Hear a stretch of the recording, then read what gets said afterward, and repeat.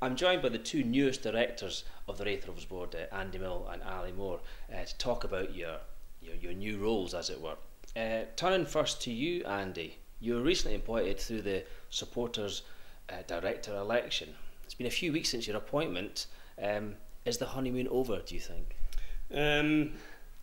After the election, which I was very pleased to have been successful in, I was on holiday for 2 weeks, so I was luckily away abroad for the first two board meetings.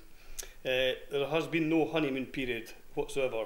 I've been amazed at how much activity is taking place, how much work is needing done, and it's just a question of hitting the ground running, and lots to do, and I'm looking forward to the challenge. Good, and on behalf of RaithTV, welcome. Thank you very much. Yeah, thank you. Turning to yourself, Ali, obviously, as many people know, you were on the board previously. Tell us a bit about that and why you decided to come back. Okay, I was previously the first ever sports director back in 2006 after reclaiming the Rovers 2005. I decided to rejoin the board after a bit of persuasion, it has to be said, by John and David, who I'd worked with previously at that time, back 13 years ago. So I felt they had skills to offer. There was stuff I wanted still to do. I know the job, I know what it entails, I know how much work is involved in it, so that's why it took a little bit of persuasion, given I've got a full-time career elsewhere and a young family. So having to juggle all that is a big commitment, but yeah, I'm finally decided to join the board because ultimately I love the club, and I just want the club to be as successful as it can be. So great, and again, welcome back, as it were, from us. When you take on any new role, any new job, there are specific roles and responsibilities that come your way. How about you share with us and the people watching what your roles and responsibilities are and what you'll be looking at specifically? Andy, you're right. All the directors have been given specific roles and responsibilities. My area of concern is the stadium facility management, if you like, the Raith Forum, which are the meetings I'll chair them. We're trying to operate the Raith Forum in a more inclusive and slightly different way, so that's a sort of plan that we're taking forward. I'd like to introduce the supporters liaison officers, which is a new concept for us to become involved in, where other fans would sort of make themselves available. It's difficult for any fans rep to get round everybody on a match day, although that is really, really important. So we're looking at that. I'll be involved in the community aspect. What else? Raith Rovers ladies I'll be covering as well. So there's lots and lots to do. I'm more a sort of kind of hands-on kind of guy. I like to get my hands dirty, so the stadium remit was one I was looking to get. I like to come down and help out, and there's loads to cover, from small jobs right all the way across the spectrum to major jobs as well. Yeah. And picking up on something that I think came up in the hustings for the director election, you touched on what you'd done in your working life before coming to, or before retiring and then standing for election. You're obviously a manager in the fire service. What sort of skills are you going to bring from that part of your life into this current part of your life at the Rovers? Yeah, well, I mean, I'm able to manage people fairly well. I tend to sort of, like I said, be hands-on. I mean, in my time in the fire service, I never ever would expect somebody to do something that I'd never done before. And I think with the amount of work that's needing done in the stadium and other areas, I mean, I could quite handily manage that and take that forward. I'm also trying to sort of get to a situation where people want to sort of do a little bit more for the club. It's great that fans will come along and support the team, and that's crucial, but I've got a sort of more emotional connection with the club, if you like, because of the work that I've done down here. Even simple things like doing the garden, getting rid of the weeds in the garden, which gives me great satisfaction when I drive down Pratt Street and look at the nice garden, and I think, well, that's something that I've achieved and something I've sort of contributed towards the club. And I'd like other people to perhaps get involved in that kind of side. In the past, we've run maintenance crews before, which was very successful, and it gives people an opportunity to get a little bit more involved in the club. Yeah, but that sort of feeling of I did that or I helped with that. Yeah. Lets you link to the club. Turning to yourself, Ali, similar sort of question. What are you going to be involved in? Is it things like weeding and maintenance? Undeniably, I probably will be involved in some of that stuff because I tend to get involved in anything I can stick my nose into. But I'm an accountant by trade, if you like. So the financial side of the club is one that I'll be involved heavily in. I've already been doing a lot of the financial planning for this season. Came off a disappointing season last year, and it couldn't stay the same as it was last season. We have had to take some tough decisions, shall we say, over the close season, and our biggest cost basis are probably our wages, and both on and off the field. So we've had to take some tough decisions there.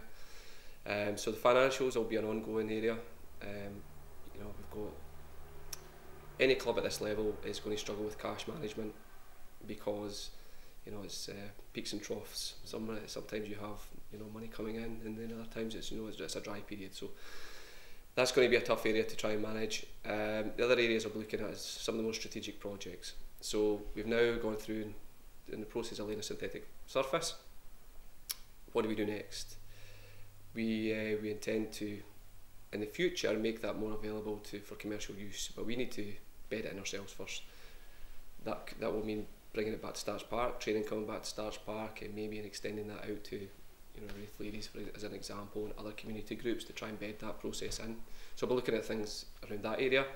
Other strategic projects will be around infrastructure, whether it's our IT infrastructure or the infrastructure of the club. All of these kind of things I can't do alone. I've got a full-time job, so I will be needing support. And one of the big areas that we're going to ask for support pretty shortly is from the volunteer base. So next week we're going to try and expand on our volunteer programme. We have a lot of dedicated people who like to spend time at the club. We're open to many more joining us. We really do run a very skeleton staff at Starch Park, whether it be in the office or helping around in the ground.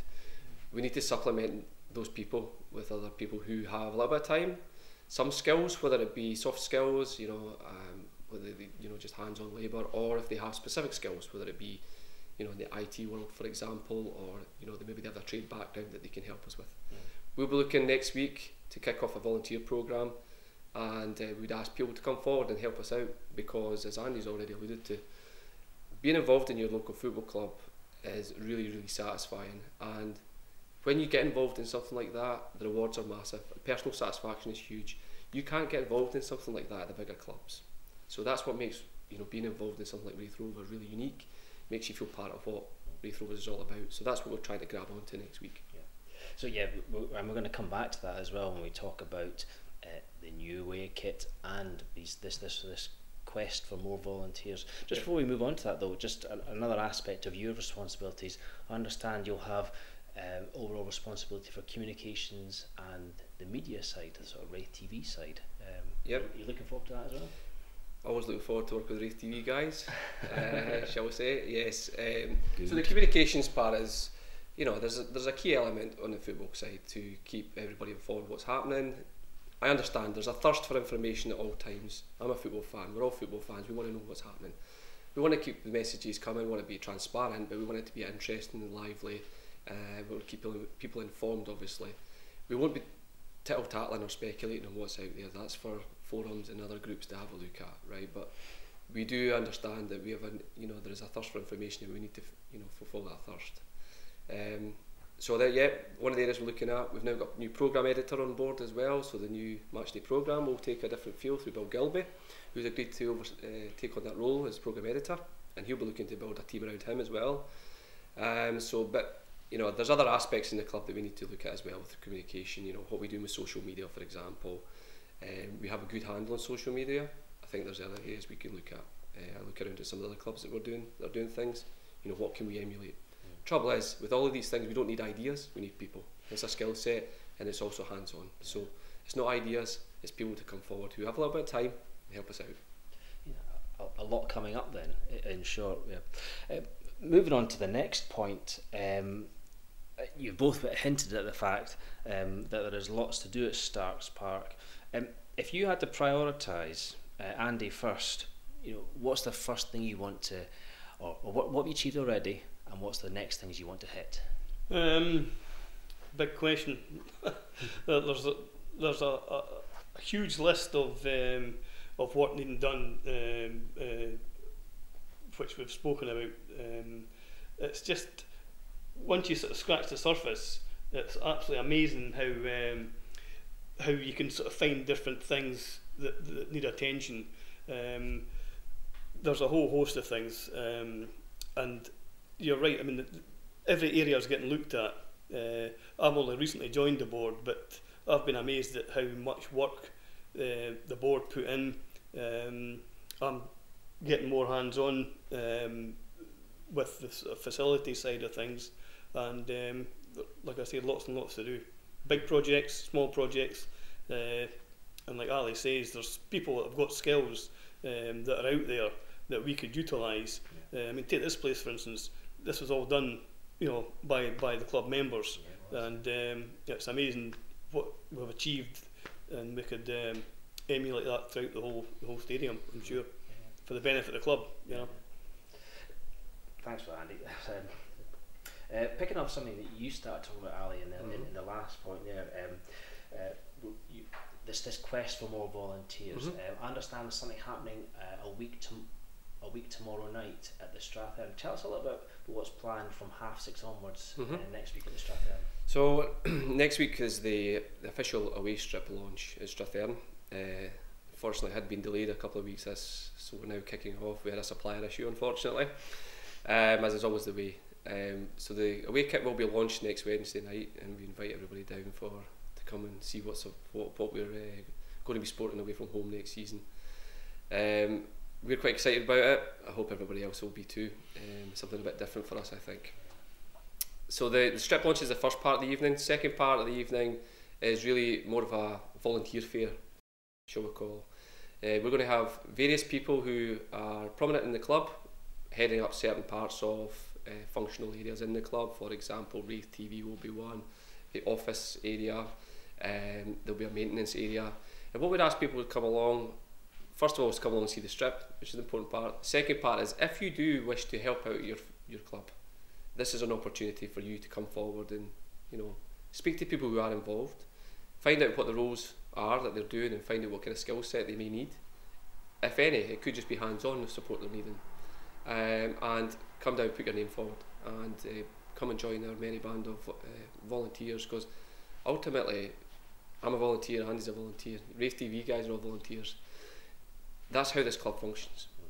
We have a very, very small group of staff on the payroll. The rest is run by volunteers, and we need to keep that.